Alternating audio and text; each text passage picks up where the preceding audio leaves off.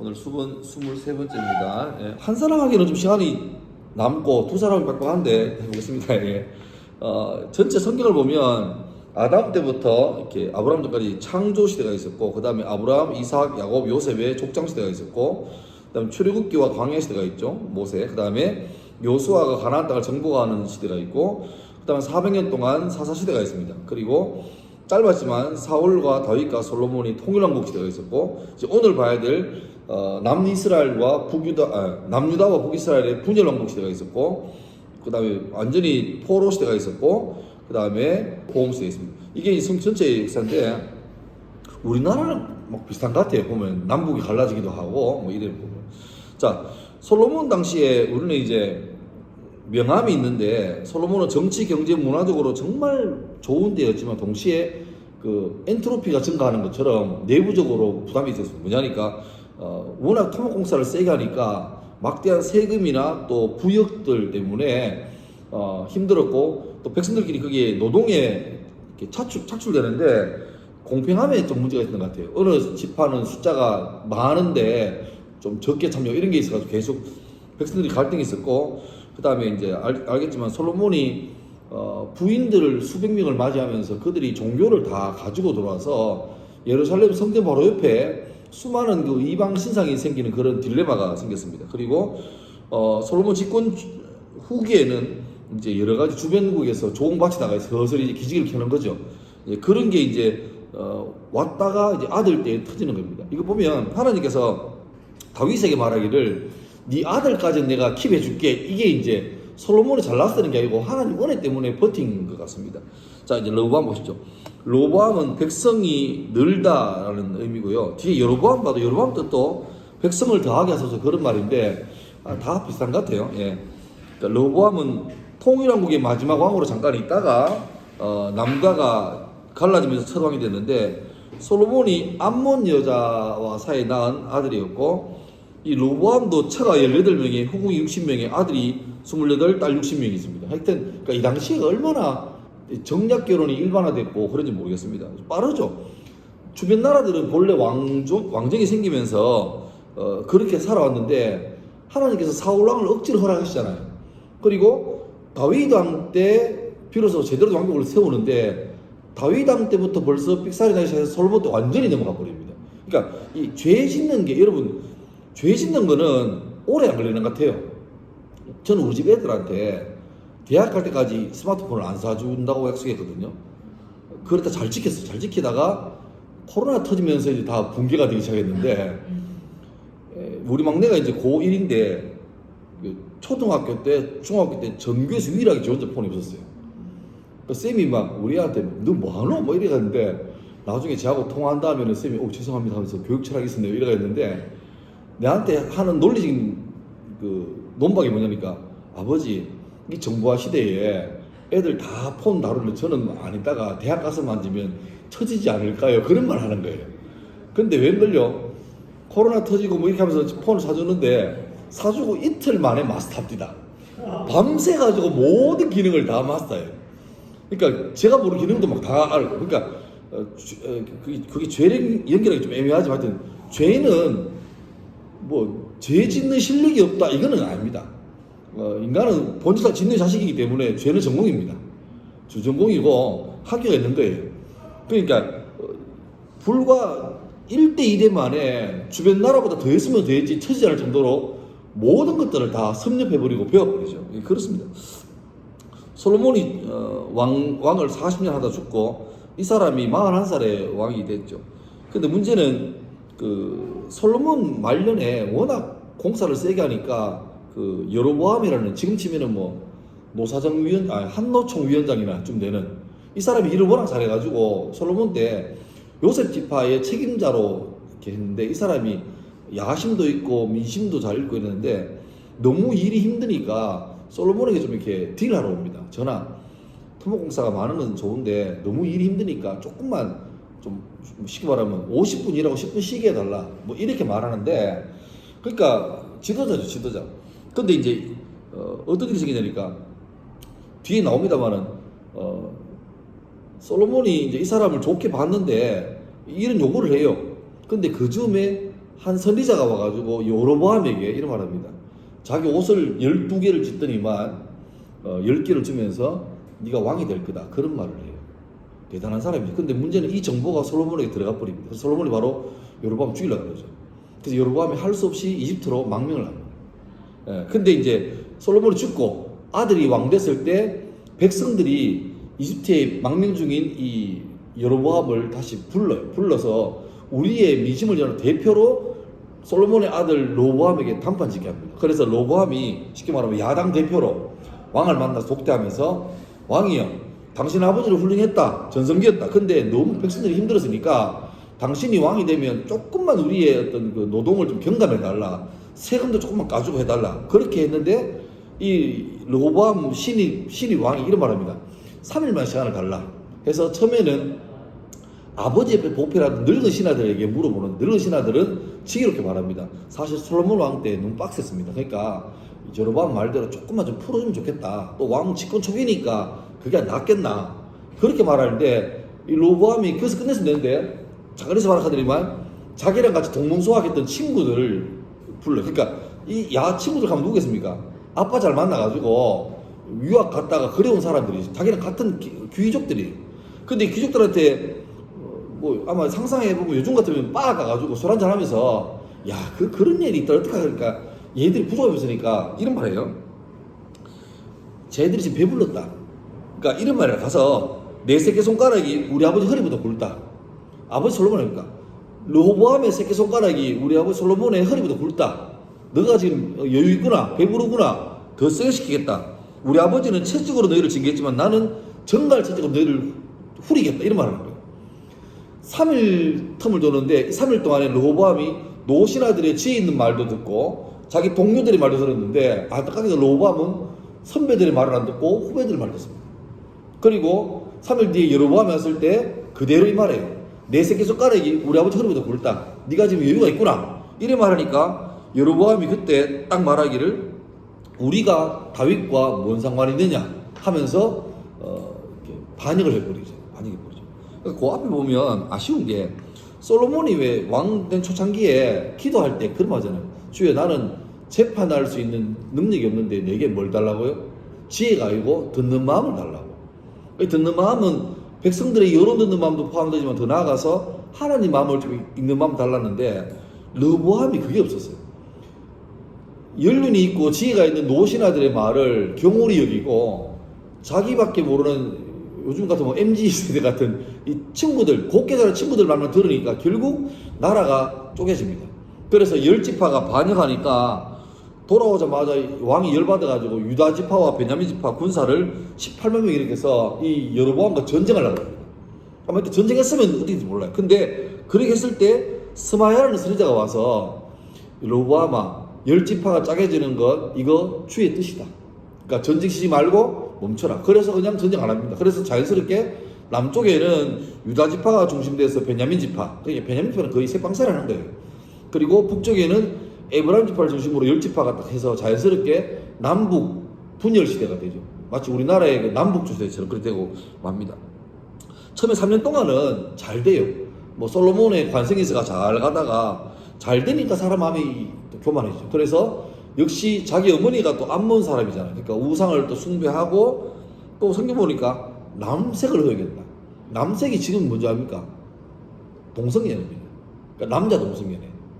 이걸 이제 허용하는 거죠. 공식적으로. 그러니까 여러분 성범죄는 인류 역사와 거의 역사를 같이 하는 범죄입니다. 동성연애이고요. 지금은 시대가 하도 이상해져가 이제 동성연애가 이제는 죄가 아니고 질병처럼 되고 뭐 유전이다 뭐 이렇게 하고 있는 시대가 됐는데 그러니까 더 이상 지금 학교가 최전선에 있잖아요. 다행히 오늘도 5교시에 뭐 양성평등 교육하죠. 그나마 양성평등 천만다행입니다. 어떤 지역은 지금 양자 뺍니다. 성평등, 그 뭐지, 전제가? 성이 2개가 있는 거예요.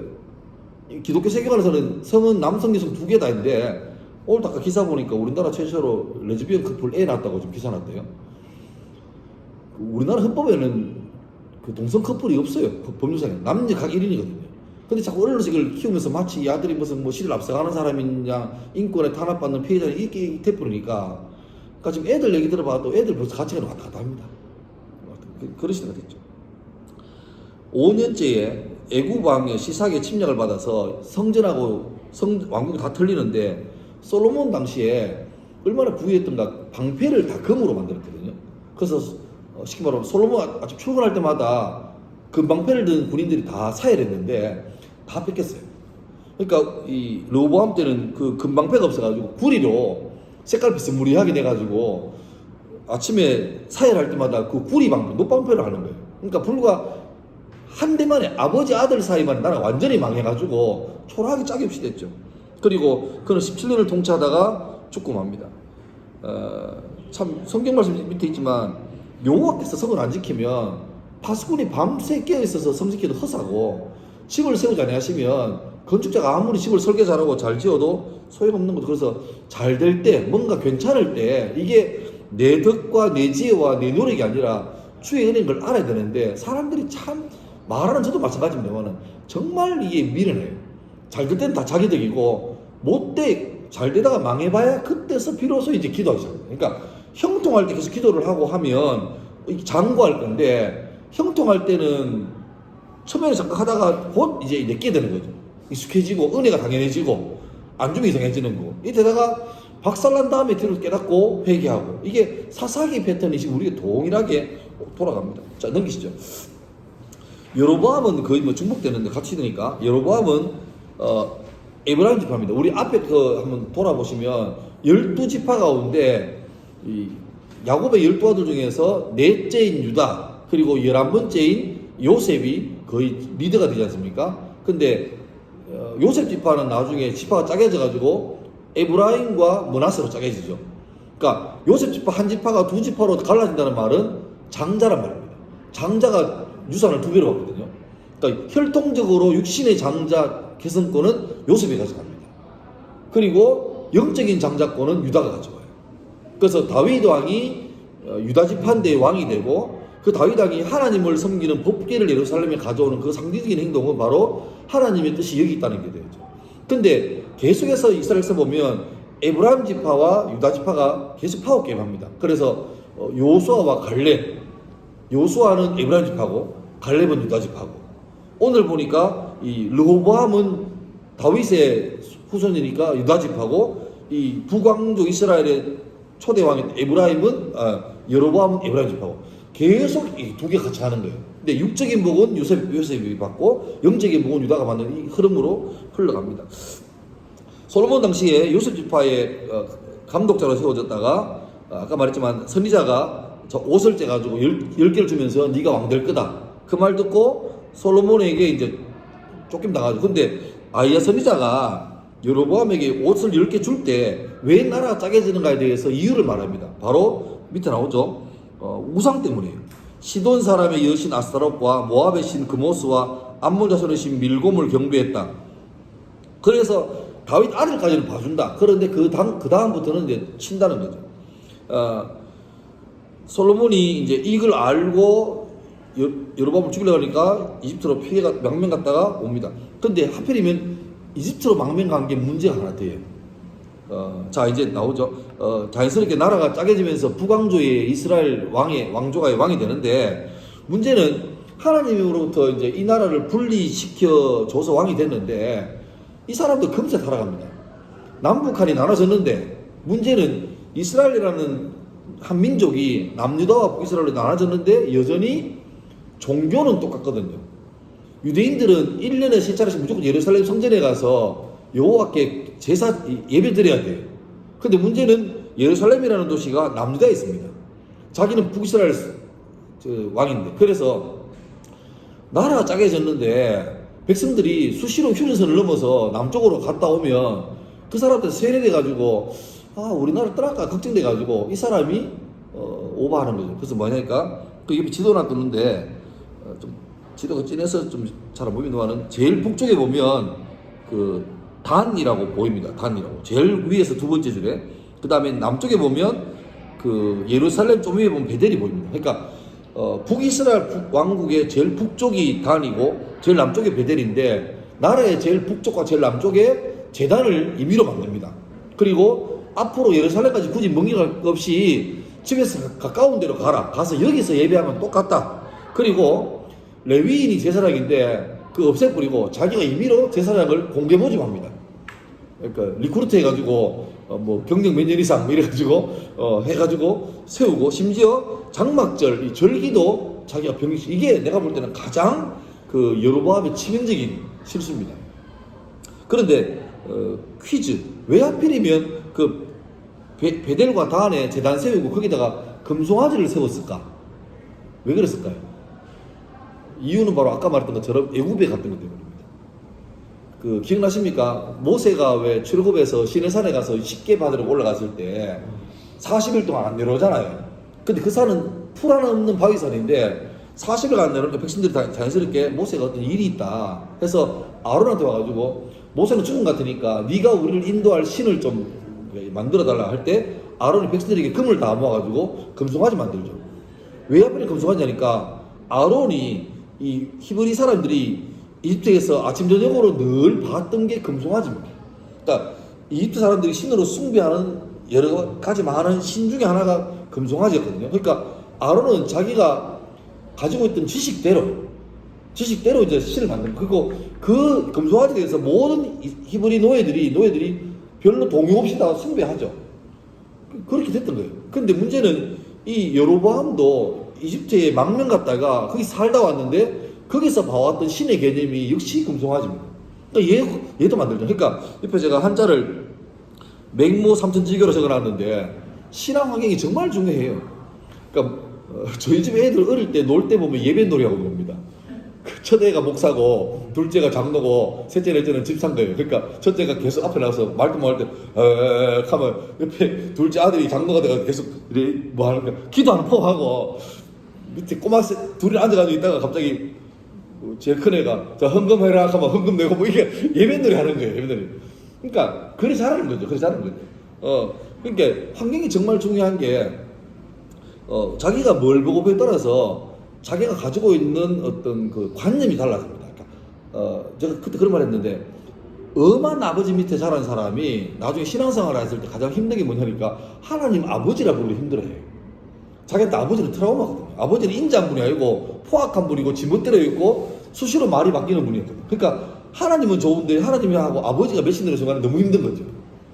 그러니까 자기가 그 하나님이라는 개념을 자기가 가지고 있던 환경을 결부시키니까 그래서 특별히 믿음 있는 부모들은 자녀들을 키울 때 환경적으로 굉장히 이게 잘 해야 됩니다. 그러니까 제일 고민스러운 게 저도 학생들 많이 대하지만 부모님이 주일날 교회에서 보는 부모하고 집에서 보는 부모하고 너무 다를 때 애들은 너무 충격을 받아요. 그리고 그게 겉으로 안 드러나지만 가장 자녀의 신앙에 독소를 주입하는 게 그겁니다. 그러니까 굳이 와서 뭐 욕 안 해도 삶으로 신앙생활 하는 거는 교회 가서 적당하게 마스크 쓰고 집에 오면 또 풀리고 하면 되는구나 이래 되는 거죠. 그러니까 그게 가장 자녀에게 다른 그 필요 없이 그렇게 보여주는 자체가 자녀한테 은연중에 얘야 신앙은 너무 세게 하는 거 아니다. 그냥 주일만 적당하게 하고 나머지는 똑같이 살아라. 그게 낫지. 괜히 평일도 그렇게 하면 골치 아프다. 이렇게 암묵적으로 주입해 가는 거죠. 그러니까 그게 여기는 우리들 숙제입니다. 숙제. 그러니까 어쩌면 우리가 주일날 낮에 예배하고 성도들하고 교제할 때 그 모습 그대로 학교에도 생활하고 심지어 교실에서 애들한테 대할 때 그렇게 하는가. 내가 주일학 교사라면 주일학 때 우리 반 애들한테 하는 그 온화하고 온유하고 아름다운 모습 그대로 우리 반 애들한테 하는가. 그게 그 간격을 줄여주는 게 우리의 숙제입니다. 저도 화딱지 많이 납니다. 아들 보면 싸가지 없고 뭐 개념 없고 해서 나지만 왜 합니까? 참아주고 또 나도 실패해도 다시 또 새로 리셋해야 되죠. 그런 수가 있는 것 같아요.